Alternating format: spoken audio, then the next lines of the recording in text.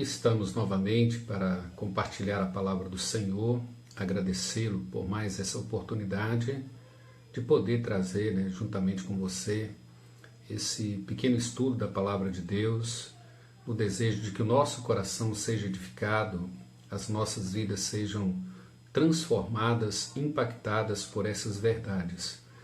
Sem dúvida alguma, estudar a palavra de Deus tem a finalidade de nos conformar à imagem e semelhança de Cristo, aplicar os padrões de Deus, os princípios de Deus à nossa vida, às nossas ações, às nossas atitudes. E a cada dia nós precisamos ser transformados, edificados, educados, treinados, conforme a própria vontade de Deus, conforme o plano de Deus para a minha vida e para a sua vida. Então desejo que Deus te abençoe ricamente nesse estudo enquanto compartilhamos. Nós ainda estamos em Tito, capítulo 2, versículos 13 e 14. Aguardando a bendita esperança e a manifestação da glória do nosso grande Deus e Salvador Jesus Cristo, o qual a si mesmo se deu por nós, a fim de remir-nos de toda iniquidade e purificar para si mesmo um povo exclusivamente seu, zeloso de boas obras. Observe que a graça, ela nos treina enquanto nós aguardamos a bendita esperança da volta de Cristo, desse Deus e Salvador Jesus Cristo, o que nós deveríamos almejar como uma das maiores esperanças para a nossa vida, aguardá-lo na expectativa de vê-lo face a face e de realmente poder adentrar o novo céus e a nova terra e viver eternamente com esse Jesus Cristo. Então vejam bem, Paulo diz que a graça de Deus ela se manifestou salvadora a todos os homens, educando-nos para que, renegadas a impiedade e as paixões mundanas, vivamos no presente século de forma sensata, justa e piedosa, aguardando essa bendita esperança, a esperança da segunda vinda de Cristo. Sua segunda vinda é uma bendita esperança, especialmente para aqueles que creem em Jesus Cristo, para aqueles que se renderam a Cristo. Não somente dizem crer, mas é uma bendita esperança para aqueles que se renderam aos pés de Jesus como Senhor da nossa vida. São aqueles que se comprometeram com a obra do Senhor, com a palavra do Senhor, com os princípios do Senhor, com o padrão e a conduta e a ética de Jesus Cristo. Para esses que o conheceram, se renderam a Ele, se comprometeram com Ele pela fé e vivem para a glória dEle. Esses vão experimentar a plenitude de todas essas bênçãos da salvação.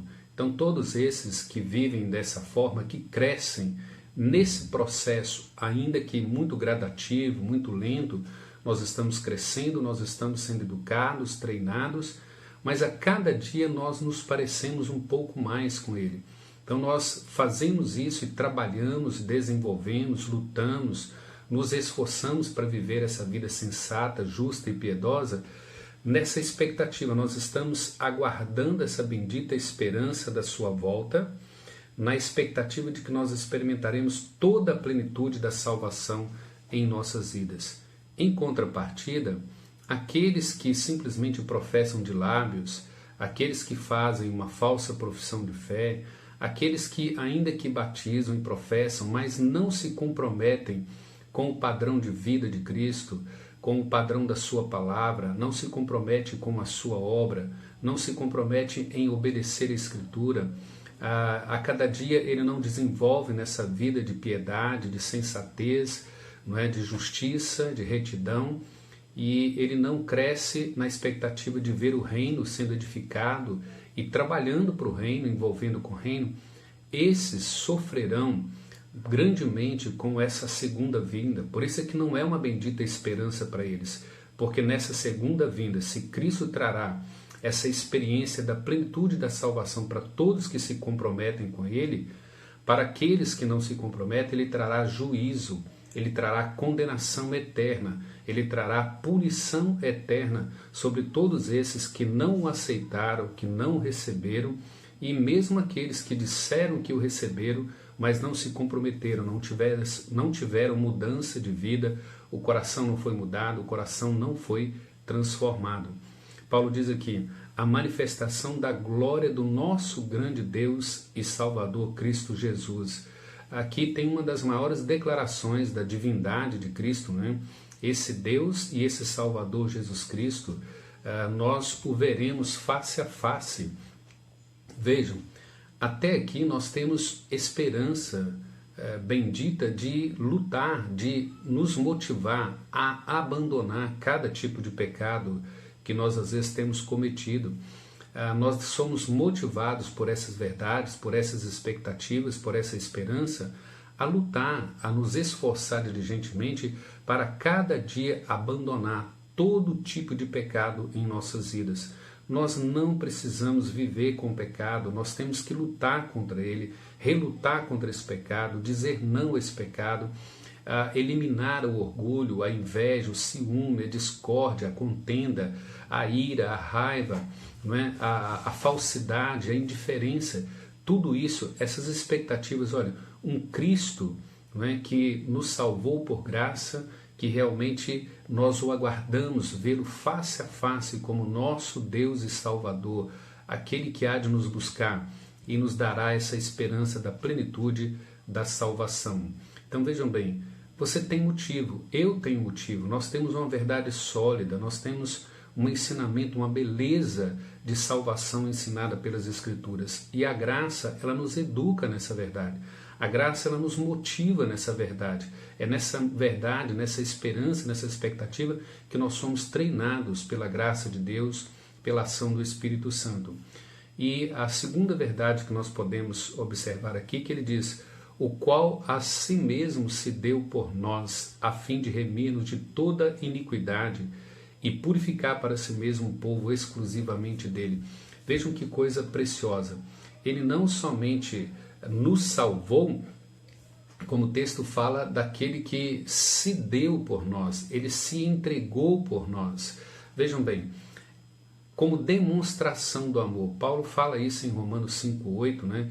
Deus prova o seu próprio amor para conosco pelo fato de ter Cristo morrido por nós, sendo nós ainda pecadores. Essa é a demonstração do supremo amor. Ele se deu, ele se entregou por nós para nos remir e nos purificar de todo pecado. Ninguém menos do que ele, é o próprio Deus que se fez homem, que se fez carne e se deu por nós. Se esse pensamento, se essa verdade, se a compreensão dessa entrega, dessa redenção, ou melhor, dessa oferta que ele fez como o próprio sacrifício no altar de Deus, oferecendo a si mesmo por você e por mim, nada mais nos motivará a segui-lo. Se nós não compreendemos a grandeza do supremo amor dele para comigo, para com você, se isso não nos toca, se isso não nos impacta a ponto de lutar contra todos os desejos da nossa carne, lutar contra tudo aquilo que nos separa dele, que nos opõe a ele, nós não temos outra motivação, nós não temos outro incentivo do que esse grande amor, do que essa demonstração da grandeza do amor dele. O texto diz que ele se deu por nós para remir-nos de toda a iniquidade. Então vejam bem, ele nos comprou da escravidão do pecado. Antes de Cristo, todos nós éramos escravos do pecado. Lembra Paulo citando Colossenses 1,13? E ele nos libertou do império das trevas, da escravidão do pecado. Ele nos comprou com seu precioso sangue. Ele pagou com a sua própria vida. Essa é uma declaração de pagamento, de redenção com o seu próprio sangue, nos remindo, quitando toda a dívida que era contra nós. Paulo escreve isso em Colossenses 2, de 13 a 15, quando ele cancelou todo o escrito de dívida que era contra mim, que era contra você. Não há mais nenhuma condenação para aqueles que estão em Cristo Jesus. Vejam, a graça, ela nos treina nessa bendita esperança, aguardando todas essas consumação, todas elas sobre a nossa vida. Elas já aconteceram na cruz, Cristo já cumpriu cada uma delas, mas nós vamos experimentá-las na plenitude. Quando ele voltar na sua segunda vinda, nós experimentaremos assim. O texto diz que ele se deu por nós não somente para nos remir de todo pecado, mas nos purificar. E ele diz assim, para purificar para si mesmo um povo de propriedade exclusiva. Vejam, ele fez questão de nos atrair, de nos comprar e de fazer dele uma possessão, uma propriedade exclusiva. Veja que preciosidade. Cristo nos libertou do império das trevas, ele pagou a nossa dívida, cancelou todo o escrito de dívida que era contra nós, cada pecado, cada iniquidade. Ele não só fez isso, como ele também nos purifica, ou seja, não há nada do passado, não há nada do presente ou do futuro que possa nos impedir de ser dele, porque ele nos adquiriu, nos comprou com seu sangue como propriedade exclusiva dele. Nós agora o pertencemos, nós somos propriedade pessoal dele. Ele é o Senhor da nossa vida, ele é o dono da nossa vida. Vejam bem, que motivação você tem para viver para o inteiro agrado dele. Ele diz, você foi tirado do império das trevas com o meu sangue, com a minha vida, e eu fiz de você uma propriedade pessoal, particular minha. Eu não somente quitei a sua dívida, como eu te purifiquei de todo pecado, de toda iniquidade, e te fiz agora uma nova criatura, um novo ser. Você agora é membro da minha família. Eu sou o cabeça, você é membro do meu corpo. Que motivação você tem para viver para o inteiro agrado desse Senhor? E a graça de Deus que se manifestou Salvador a todos os homens, ela nos educa, ela nos treina a viver nessa maturidade, a conhecê-lo pessoalmente, a conhecê-lo intimamente, a nos relacionar com Ele, a nos entregar a Ele, nos comprometer com Ele, com a sua palavra, com o seu princípio, com a sua ética, com a sua conduta, com a sua santidade, com a sua glória, com a sua obra e com o seu reino. A graça faz isso conosco. A graça de Deus, ela é toda suficiente em Cristo Jesus para nos fazer propriedade exclusiva dele, para a glória dele. Viva uma vida sensata, justa e piedosa. Deus te abençoe. Deus abençoe a sua família. Deus nos abençoe e nos guarde. Um abraço e até mais.